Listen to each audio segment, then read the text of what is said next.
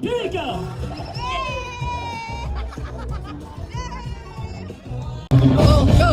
Hindi ka mabuti ang kanyang mga mata, maupuin mo na siya.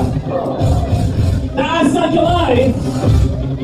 In 3, 2, 1! Bato! Bato! Piliga! Bato! Bato! Piliga! Hindi sir, wala pang kalaban dito ba? Okay. May isa pa tayong baby girl here, no? In 3, 2, 1! Bato! Bato! Piliga! Harap sa kalaban! You're almost there!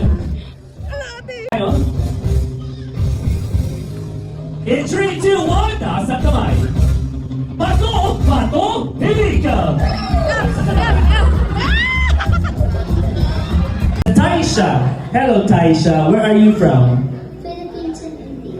India and Philippines. So, meron tayo ditong balikbayan ba siya? From somewhere in India. Hello Taisha. I know you enjoy, oh, you got so much cash in here. You shall be winning the game as well. But, I have to tell you, someone else would like to fight over that 2,000. Ano pong pangalan niyo, sir? Jonathan, sir. Jonathan, ang ganda po ng parunin niyo, ha? Modern na talagang gwapo kayo. Sir Jonathan, wala ditong mga bata-bata.